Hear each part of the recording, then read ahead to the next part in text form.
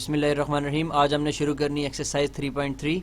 तो हमारे पास क्वेश्चन है find the third proportion of 6 and 12।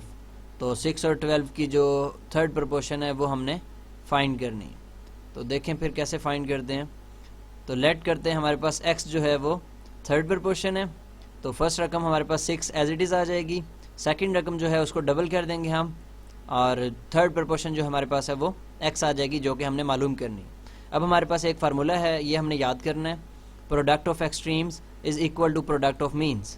तो हमारे पास जो एक्सट्रीम वैल्यूज़ हैं, जो फर्स्ट वैल्यू और जो लास्ट वैल्यू, इन दोनों को मल्टीप्लाई करना है एंड उसके बाद इज इक्वल टू का साइन लगाना है। और फिर जो हमारे पास मीन वैल्यूज़ हैं, जैसे कि ये 12 और ये वाला 12, इन दोनों को आपस में मल्टीप्लाई करवाना है। तो 12 को 12 से मल्टीप्लाई करवाएंगे तो ये हमारे पास 144 हो जाएगा। 6 इस साइड पे मल्टीप्लाई हो रहा है, तो इसको जब हम राइट साइड पे भेजेंगे तो राइट साइड पे जाके ये डिवाइड हो जाएगा। और फिर इसकी कटिंग करेंगे जब हम 144 की 6 के साथ, तो ये हमारे पास जो आंसर बनेगा 144 डिवाइड बाई 6, तो ये हो जाएगा 6 1 ज़ा 6 एंड 6 2 ज़ा 12 एंड 2 कैरी एंड 6 4 ज़ा 24। तो 24 जो है हमारे पास वो आंसर आ जाएगा, x की वैल्यू आ जाएगी। ये हमारे पास थर्ड प्रोपोर्शन है। इसी तरह से इसके बाकी पार्ट्स भी हैं। आपने जो थर्ड प्रोपोर्शन मालूम करनी है उसकी जगह पे आप x, y या z कोई भी एक वेरिएबल सपोज करेंगे, और सेकंड रकम जो आपके पास होगी उसको आप डबल कर लेंगे तमाम क्वेश्चंस के अंदर। ठीक हो गया। और जो वैल्यू आपने कैलकुलेट करनी है, जैसे x है तो उसको एक साइड पे रखना है और बाकी तमाम वैल्यूज़ को दूसरी साइड पे भेज के मल्टीप्लाई, डिवाइड, कटिंग वगैरह करके उसके आंसर्स निकालने हैं। अभी हमारे पास क्वेश्चन नंबर 1 का पार्ट नंबर 4 है, x माइनस वाई होल का स्क्वायर, और सेकंड वैल्यू हमारे पास है x का क्यूब माइनस y का क्यूब। हमने थर्ड प्रोपोर्शन फाइंड करनी है अगेन, और थर्ड प्रोपोर्शन हम लेट कर लेते हैं क्योंकि इस क्वेश्चन में x और y है, तो इस वजह से ना हम x लेट करेंगे और ना ही y, हम बल्कि क्या लेट करेंगे, c लेट करेंगे। इसमें यहाँ पे प्रिंटिंग मिस्टेक है, यहाँ पे c आएगा। तो हमने लेट किया कि थर्ड प्रोपोर्शन c है। फर्स्ट रकम एज इट इज़ आ जाएगी, सेकेंड रकम जो है उसको डबल कर देंगे और थर्ड जो प्रोपोर्शन है उसकी जगह पे c आ जाएगा। इसी तरह से अब हमारे पास formula product of extreme and product of mean. तो ये जो हमारे पास एक्सट्रीम वैल्यू है फर्स्ट वाली और लास्ट वाली, इन दोनों को मल्टीप्लाई करवाना है, और ये जो मीन वैल्यूज़ हैं उन दोनों को भी मल्टीप्लाई करवाना है। अब हमने क्योंकि c फाइंड करना है तो x माइनस वाई स्क्वायर यहाँ पे मल्टीप्लाई हो रहा है, तो इसको जब राइट साइड पे भेजेंगे वहाँ पे जाके ये डिवाइड हो जाएगा। अब हमने क्या किया कि a cube minus B cube, इसका फार्मूला ओपन कर लिया। फार्मूला हमारे पास क्या है, a cube minus B cube का, ये है a minus B into A square plus A B plus B square. क्योंकि ये एक्स वाई की फॉर्म में है तो उसको फिर एक्स वाई की फॉर्म में हमने एक्सपेंड कर लिया। इसी तरह से X cube minus Y cube, again दोबारा से वही फार्मूला। अब हमारे पास कटिंग हो रही है, एक्स माइनस वाई जो है वो एक्स माइनस वाई से कैंसिल, ये वाला एक्स माइनस वाई भी से एक्स माइनस वाई से कैंसिल आउट हो जाएगा। अब बाकी जो ये हमारे पास दो रकमें बच गई हैं ये सेम है, तो ये दोनों सेम है, तो हम क्या कर सकते हैं कि हम इसको यहाँ तक छोड़ दें तो फिर भी ठीक है। अगर हम इसका होल का स्क्वायर लगा दें तो फिर भी हमारे पास जो वैल्यू आएगी वो c होगा, थर्ड प्रोपोर्शन होगी। क्वेश्चन नंबर 2 हमारे पास है find the fourth proportion to 5, 8 and 15। अब हमने क्या करना है, हमारे पास 3 रकमें दी हुई हैं और हमने जो फोर्थ वाली टर्म है, फोर्थ प्रोपोर्शन जिसे कहते हैं, वो हमने मालूम करनी है। तो हम सिंपली जस्ट इसके ऊपर फार्मूला लगाएंगे product of extreme and product of mean, और क्या करना है, जो मीन वाली वैल्यूज़ हैं उनको मल्टीप्लाई, और जो एक्सट्रीम पहली और आखिरी वैल्यू है उन दोनों को मल्टीप्लाई करवाना है। अब चूंकि हमने x फाइंड करना है तो x के साथ जो रकम है हमारे पास 5, उसको राइट साइड पे भेजेंगे, लेफ्ट साइड पे मल्टीप्लाई हो रहा है तो राइट साइड पे जाके क्या होगा, डिवाइड हो जाएगा। अब कटिंग करें, 5 1 ज़ा 5 एंड 5 3 ज़ा 15।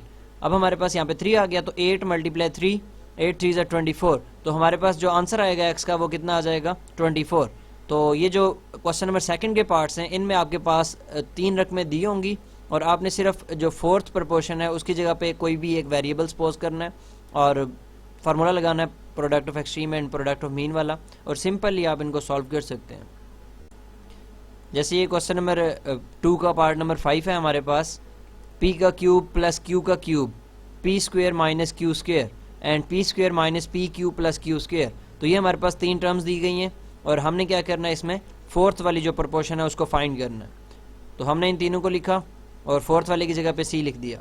अब फार्मूला लगाया product of mean is equal to product of extreme, और फार्मूला लगाने के बाद हमने क्या किया कि जो एक्सट्रीम वैल्यूज़ हैं फर्स्ट वाली और लास्ट वाली उन दोनों को मल्टीप्लाई करवाया, और जो मीन वाली वैल्यूज़ हैं उन दोनों को आपस में ऑपरेट करवाया, मल्टीप्लाई करवाया। अब ये क्योंकि हमने c फाइंड करना है तो p का क्यूब प्लस q क्यूब, ये दोनों हमारे पास राइट साइड पे जाके डिवाइड हो जाएंगे। अब सिंपली आपने क्या करना है कि आपके पास P square minus Q square है, तो इसका फार्मूला है P minus Q P plus Q, तो इसका फार्मूला ओपन कर देंगे। बाकी सारी रकमें वैसे ही एज इट इज़ आपने लिख देनी है। अब ये हमारे पास फार्मूला बन जाएगा P plus Q and P square minus P Q plus Q square, तो ये हमारे पास यहाँ तक ये क्यूब का फार्मूला है, और ये बन जाएगा पी का क्यूब माइनस क्यू का क्यूब, तो ये हमारे पास फार्मूला क्लोज हो जाएगा। इससे होगा ये कि हमारे पास जो नीचे वाली वैल्यू है ये इसके साथ कैंसिल आउट हो जाएगी, और फाइनल आंसर हमारे पास जो आ जाएगा वो आ जाएगा C is equal to P minus Q, और इस तरह से आपका ये 5th पार्ट भी सॉल्व हो जाएगा। क्वेश्चन नंबर 3 आपके पास है फाइंड द मीन प्रपोर्शन। तो 3rd प्रपोर्शन और 4th प्रपोर्शन मालूम करने के बाद अब आपको मीन प्रपोर्शन मालूम करनी है। तो मीन प्रपोर्शन होती है जो सेंटर वाली वैल्यूज़ हैं, इन दोनों को आपने फाइंड करना है। तो इन दोनों की जगह पे आप लेट कर लेंगे कोई सा भी वेरिएबल, जैसे कि x किया गया है, और फिर आपने वो सेम एज इट इज़ वही formula product of mean and extreme वाला, और आपने फर्स्ट और लास्ट वाली वैल्यूज़ को मल्टीप्लाई करवाना है 20 × 45, एंड जो सेंटर वाली वैल्यूज़ हैं इनको आपस में मल्टीप्लाई करवाना है, एक्स स्क्वेयर हो जाएगा। अब चूंकि हमने स्क्वेयर नहीं फाइंड करना बल्कि हमने एक्स फाइंड करना है, तो फिर हम दोनों साइडों पे स्क्वेयर रूट ले लेंगे, तो इससे होगा ये स्क्वेयर रूट से कैंसिल आउट होके हमारे पास एक्स आ जाएगा। और जब भी हम स्क्वेयर रूट लेते हैं तो हमारे पास यहाँ पे प्लस माइनस लगाया जाता है, तो ये हमारे पास जो आंसर आएगा फाइनल एक्स का वो आ जाएगा प्लस माइनस 30, मतलब कि एक्स के हमारे पास जो एक वैल्यू है वो प्लस 30 है और दूसरी वैल्यू जो है वो माइनस 30 है। अब जैसे हमारे पास क्वेश्चन नंबर 4 है find the values of the letter involve in the following continued proportion. तो इन प्रपोर्शंस के अंदर हमारे पास वैल्यू फाइंड करनी है जो कि अननोन है, तो आपको ना ही खुद से कोई वेरिएबल सपोज करना है एक्स वाई जेड कुछ भी नहीं, इसमें आपको वेरिएबल दिया गया है, और जैसा कि इसमें हमारे पास पी है तो हमने पी को फाइंड करना है। हमने करना क्या है, ये ऐसे ही क्वेश्चन है जैसे हमने क्वेश्चन नंबर 1 में किए हैं, हमने जो सेंटर वाली वैल्यू है उसका डबल कर देना है। तो हमारे पास जैसा कि यहाँ पे पी है तो पी को हमने 2 टाइम्स लिखना है। अब formula same as it is वही फार्मूला है product of mean and product of extreme, first वाली वैल्यू को लास्ट वाली वैल्यू से मल्टीप्लाई करवा देना है, और सेंटर वाली जो वैल्यूज़ हैं इन दोनों को आपस में मल्टीप्लाई करवाना है। पी को पी से मल्टीप्लाई कराएंगे तो पी 2 टाइम्स मतलब पी का स्क्वायर हो जाएगा। अब चूंकि हमने पी फाइंड करना है तो हम दोनों साइडों पे स्क्वायर रूट ले लेंगे, स्क्वायर रूट से कैंसिल होके हमारे पास पी बच जाएगा, और 15 का स्क्वायर जो है यहाँ पे भी स्क्वायर रूट से कैंसिल होके हमारे पास फाइनल आंसर जो है वो प्लस माइनस 15 आ जाएगा। तो एक वैल्यू हमारे पास प्लस 15 हो जाएगी और दूसरी वैल्यू माइनस 15 हो जाएगी, एंड सो ऑन। इसके बाकी पार्ट्स जो हैं क्वेश्चन नंबर 4 के वो भी एज इट इज़ हैं। इन क्वेश्चंस को आप सॉल्व करें, अगर किसी को कोई क्वेश्चन हो तो वो कमेंट कर सकते हैं।